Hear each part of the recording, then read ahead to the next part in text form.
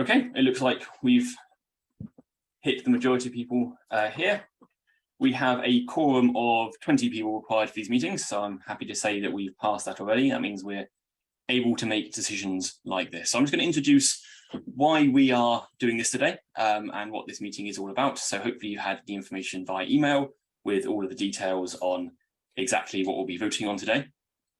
Now, the Constitution of the Society of RSE does allow us to make decisions as members in all sorts of different ways. We can do it electronically, virtually, etc. But there are some decisions that have been made in particular ways. One of those is election of trustees in order to make sure that no one makes a grab for power and does something they shouldn't. And the other is making alterations to the Constitution, because changes to the Constitution can affect how we run the society. And so there's extra checks and balances in place to make sure that any changes to the Constitution are done carefully and properly. That means that they have written into our common Constitution that we have to have a meeting of the members in order to make any changes to the Constitution. In the past, with charities, this would obviously be quite hard because meetings of the members would have to be in person and you have to travel. Luckily, we're allowed to have virtual meetings these days, which does make this kind of thing possible. However, we do have to formally call a meeting like this with the resolution sent out in advance if we want to make any changes to the Constitution. So that's what this meeting is all about. It's a extraordinary, I hope it's extraordinary, meeting of the membership of the society in order to vote on some changes to the Constitution. We will also be having our AGM at the conference this year. That will be the full meeting where we elect our new trustees, where we give you our annual report, let you know how the finances are doing and update you on how everything's going with the society. So that will be happening at the RSECon 22 up in Newcastle in the beginning of September. So today we're going to keep this focused down just to doing what we need to do to be here today. So thank you all for joining. Let's move on to the next slide. So one extra piece of information, extra bit of news before we go ahead into the stuff for today. This morning we have open nominations for trustees for the society. Every year until now, one half of the trustees stand down at the AGM every year, and so we hold elections to put new trustees in their place to help do the day-to-day running of society, to look after the finances, to run events, do all these sorts of things that need to be done behind the scenes to allow a charity like Society RSE to operate. Now, this is a volunteer basis, and we currently have 11 trustees who are volunteering their time to help these things run.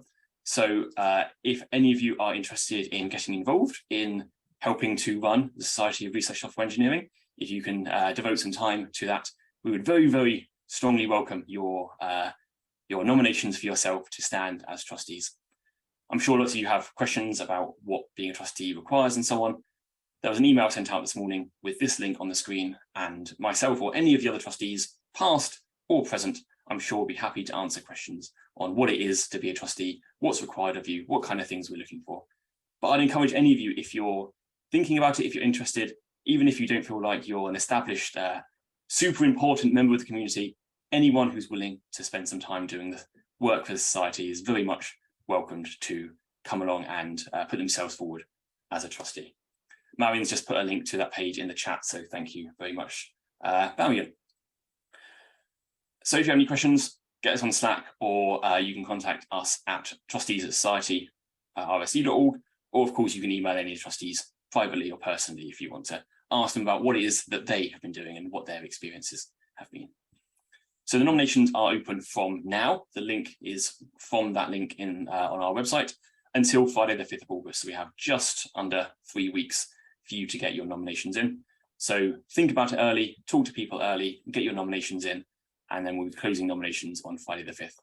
Hopefully we get plenty of brilliant candidates and we're able to hold an election to choose who the community thinks is best placed to support us.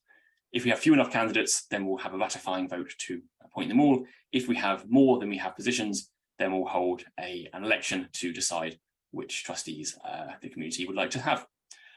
So the voting for that will all open on the 12th of August, and results will be announced at the AGM in Newcastle on the 7th of September, at which point some current trustees will stand down and the new trustees will be appointed.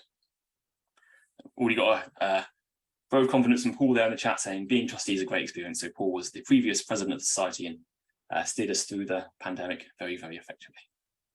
Okay, so that was the announcement. Let's get on to the business of the day.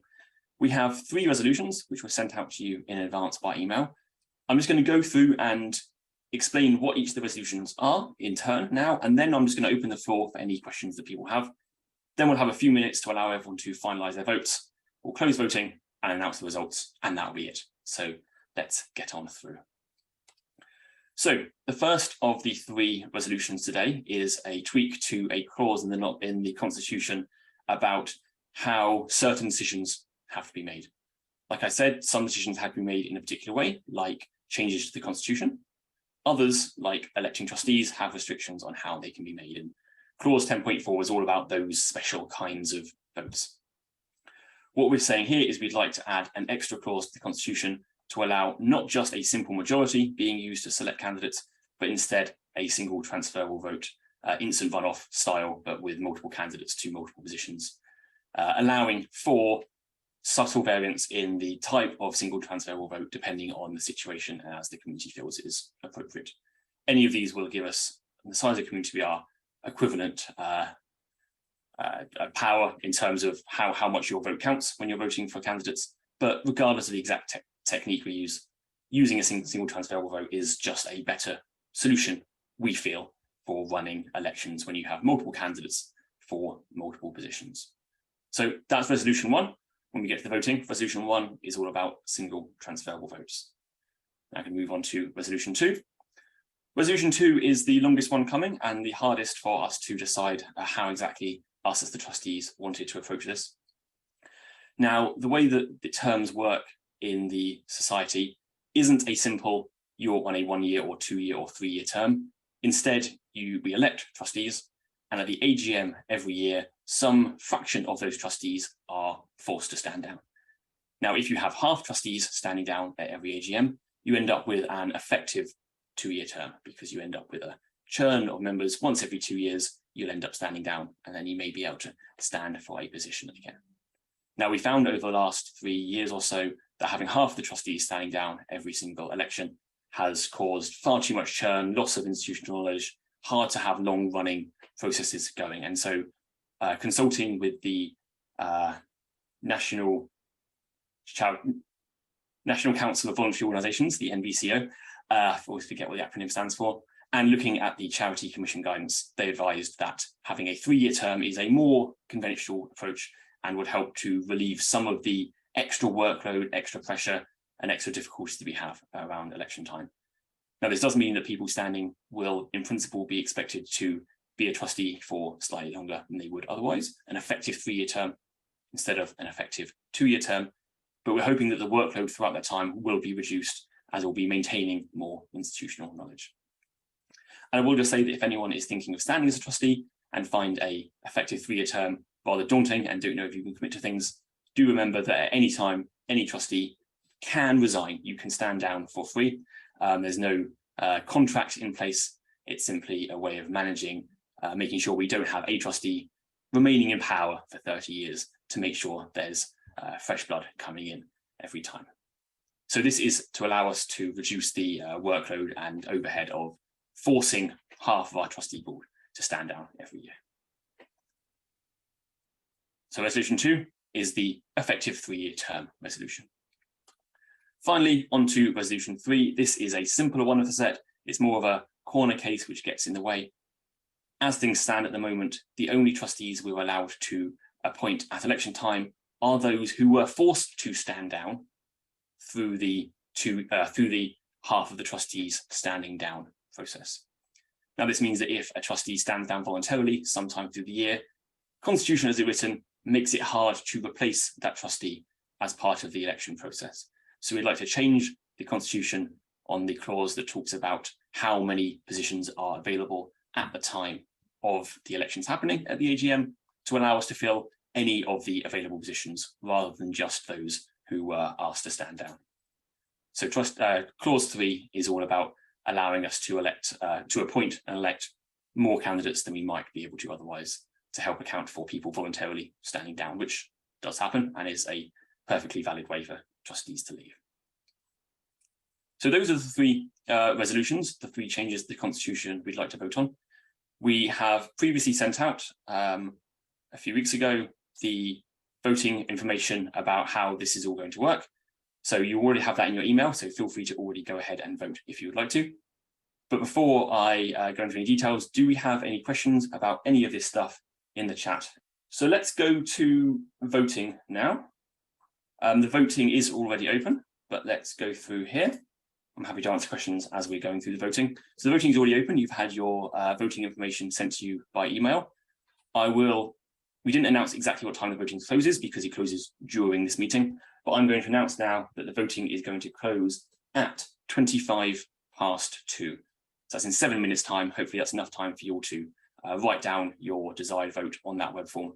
At 25 past, I will close voting, announce the results, and get all that done. So I'm going to give you 7 minutes or so to ask any more questions you have in the chat, do your vote, and then we'll announce the results just after 25 past. Okay, and we're there. Thank you very much. It was good seeing all the votes, or the vote count tick up. And I've compiled the results, which of course was done with a bit of Python coding, and I'll just resume using my screen share. So here we have the results, and I am very happy to say that all of the resolutions were approved almost unanimously. So all of these are going ahead. We have a 75% requirement approval rate for each of the resolutions in turn. So all of these have been approved and will be going ahead. That's it.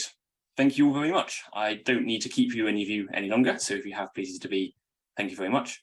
I'll just remind you all again, nominations for trusteeship are open. So please do come and talk to us. We'd be really, really happy to have some new, fresh ideas on board, new people, and even returning old people again. It'll be brilliant to see you putting yourself forward.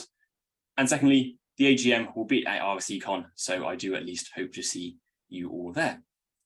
If anyone has any final questions about anything, I'm happy to stick around on the chat for a little bit longer. But apart from that, meeting adjourned. Thank you all very much.